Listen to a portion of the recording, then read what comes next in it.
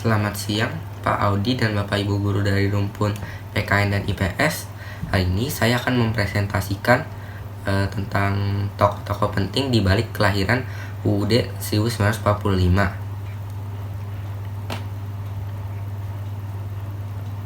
Sekarang saya akan izin untuk men-share screen presentasi yang telah saya buat.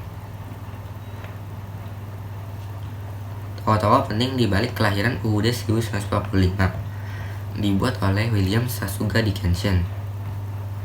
Kelas 81, nomor absen 30. Tokoh-tokoh penting yang dipilih. Pertama-tama saya memilih tokoh Muhammad Hatta. Kedua, saya memilih I.R. Soekarno. Dan ketiga, saya memilih Ahmad Subarjo. Pertama-tama Muhammad Hatta. Ini adalah gambar dari tokoh Muhammad Hatta pada saat itu. Sekarang saya akan memulai dengan peran dalam PPKI Muhammad Hatta. Pertama-tama, Muhammad Hatta adalah wakil dalam organisasi PPKI. Muhammad Hatta juga menemukan adanya keberatan tentang kalimat ketuhanan dengan kewajiban menjalankan syariat Islam bagi pemeluk-pemeluknya. Nah, karena hal ini mereka pun membahas masalah sensitif ini, sehingga mereka mencapai Muhammad Hatta dan tokoh-tokoh syariat Islam lainnya itu mencapai sebuah keputusan, yaitu kalimat ini tuh diganti menjadi kalimat ketuhanan yang Maha Esa yang dipakai di kalimat Pancasila sekarang. Lalu menyetujui dekret lahirnya Tentara Republik Indonesia. Muhammad Hatta itu menyetujui dekret lahirnya Tentara Republik Indonesia bersama dengan Soekarno. Tentara Republik Indonesia ini lahir dari sisa-sisa tentara dari peta atau Heiho. Lalu Muhammad Hatta mengeluarkan maklumat nomor 10. Maklumat nomor 10 ini berisi tentang sebelum terbentuknya MPR dan DPR, maka KNIP akan diberikan kekuasaan legislatif. Lalu Muhammad Hatta juga menjadi salah satu dari pengurus harian PNI. PNI ini adalah Partai Negara. Itu Partai Negara ini tuh hanya bertahan beberapa dalam bilangan hari saja. Lalu terakhir, Muhammad Hatta itu merupakan wakil presiden pertama Indonesia. Selanjutnya adalah semangat dan rasa cinta tanah air Muhammad Hatta. Pertama-tama, nilai-nilai karakter yang terdapat pada pahlawan Muhammad Hatta itu banyak sekali, yaitu nilai karakter religius, jujur, disiplin, kerja keras, kreatif, mandiri, demokratis, ingin tahu, semangat kebangsaan, cinta tanah air, menghargai prestasi orang lain, bersahabat atau komunitif, cinta damai, gemar membaca, peduli lingkungan, peduli sosial, dan tanggung jawab. Tapi nilai-nilai karakter utama yang dimiliki oleh Muhammad Hatta itu adalah cinta terhadap bangsanya, negaranya, dan cinta tanah air. Dia juga sangat menghormati dan taat kepada aturan agamanya.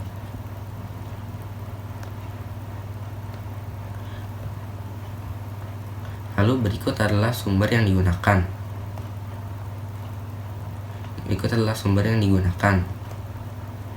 Selanjutnya adalah I.R. Soekarno. Nah, untuk I.R. Soekarno ini adalah gambar dari tokoh I.R. Soekarno. Peran I.R. Soekarno dalam PPKI itu, pertama-tama I.R. Soekarno adalah ketua dari organisasi PPKI. Kedua, dia merencanakan penambahan 9 orang baru di PPKI. Nah, 9 orang baru ini termasuk juga golongan muda. Tapi akhirnya terjadi perselisihan antara Muhammad Hatta dan golongan muda. Jadi golongan muda itu keluar dari, tidak ingin masuk ke organisasi PPKI ini.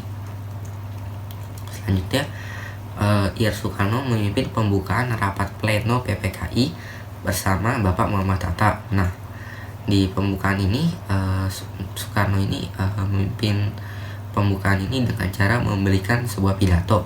Di pidato ini I.R. Soekarno berkata bahwa kita ini hidup di zaman yang bergerak dengan cepat, jadi kita sebagai negara Indonesia harus bergerak dengan cepat juga. Lalu Soekarno mengumumkan adanya 6 anggota baru pada awal sidang PPKI, sidang kedua PPKI.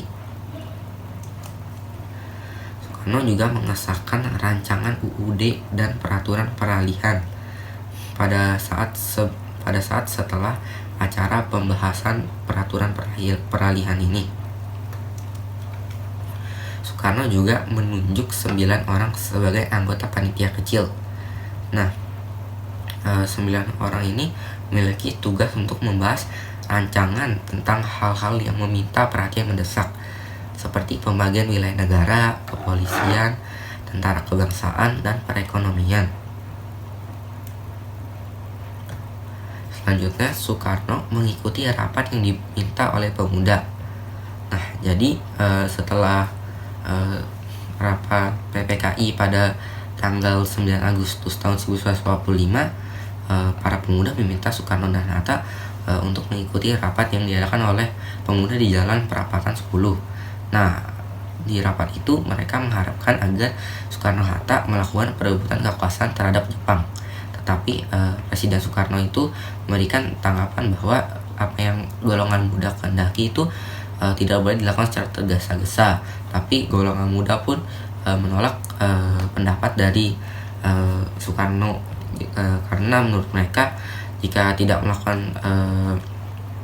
adanya perebutan kekuasaan, maka itu akan merugikan bangsa Indonesia. Soekarno juga mengikuti rapat yang membahas tentang KNIP.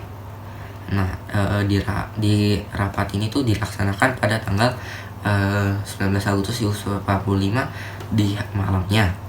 Nah, di rapat ini mereka membahas siapa yang akan diangkat menjadi anggota KNIP. Lalu mereka juga membahas jumlah dari orang dari anggota KNIP itu, yaitu jumlah 60 orang. Juga mereka membahas kapan rapat pertama KNIP akan dilakukan. Lalu Soekarno juga merupakan presiden pertama dari negara Indonesia.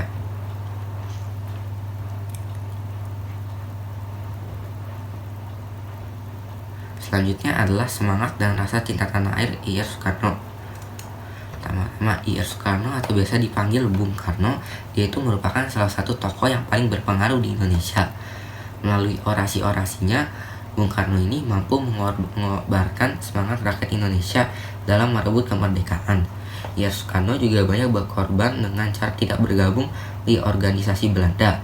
Karena dia tidak bergabung di organisasi Belanda, dia sering keluar dan masuk penjara. Karena hari itu, tak heran jika Bapak Proklamator kita ini sangat dicintai oleh masyarakat Indonesia. Bung Karno itu adalah sosok pahlawan sejati yang telah menginspirasi rakyat Indonesia. Dia itu sangat berjasa bagi bangsanya sendiri dan juga berjasa bagi dunia, karena dia memberikan kedamaian kepada dunia ini. Berikut adalah sumber yang saya gunakan. Selanjutnya adalah Ahmad Subarjo. Nah, ini adalah gambar dari tokoh Ahmad Subarjo. Peran Ahmad Subarjo dalam PPKI itu, pertama-tama dia itu menjadi anggota PPKI dalam sidang kedua PPKI. Nah, pada sidang kedua PPKI ini Soekarno itu memasukkan Ahmad Subarjo ke dalam organisasi PPKI ini bersama dengan banyak 8 anggota lainnya. Lalu Ahmad Subarjo juga menjadi salah satu panitia kecil yang berisi 9 orang yang ditunjuk oleh Soekarno. Nah, panitia kecil ini yang seperti tadi telah saya beritahukan, panitia ini tuh membahas rancangan tentang hal-hal yang meminta perhatian mendesak seperti pembagian wilayah negara, kepolisian, tentara kebangsaan, dan perekonomian. Selanjutnya, panitia kecil yang dipimpin Ahmad Subarjo itu menyampaikan laporan tentang adanya 13 kementerian. Tetapi kementerian ada salah satu kementerian yang ditolak, dan ada Kementerian Kesejahteraan yang diganti, yaitu menjadi Kementerian Sosial, dan ditambahkannya Kementerian Penerangan. Pertama-tama itu Ada 12 kementerian itu terdiri dari Departemen Dalam Negeri, Departemen Luar Negeri, Departemen Kehakiman, Departemen Keuangan, Departemen Kemakmuran, Departemen Kesehatan, Departemen Pengajaran Pendidikan dan Kebudayaan, Departemen Sosial, Departemen Pertahanan, Departemen Penerangan, dan yang terakhir adalah Departemen Pekerjaan Umum. Lalu Ahmad Subarjo ini juga merupakan Menteri Luar Negeri Indonesia yang pertama. Lalu berikut adalah semangat dan rasa cinta tanah air yang dimiliki oleh Ahmad Subarjo. Ahmad Subarjo itu sangat cinta kepada Indonesia. Beliau juga berani berkorban, bahkan menjadi penjamin untuk membebaskan Soekarno dan Hatta saat ingin memproklamasikan kemerdekaan. Ahmad Subarjo itu juga lebih mementingkan kemerdekaan dan tindakan diplomasi yang dapat merugikan Indonesia. Berikut adalah sumber yang saya gunakan. Terima kasih telah mendengarkan presentasi saya, William Sasugadi Kenshin. Mohon maaf jika ada kesalahan baik kata maupun dalam presentasi. Terima kasih.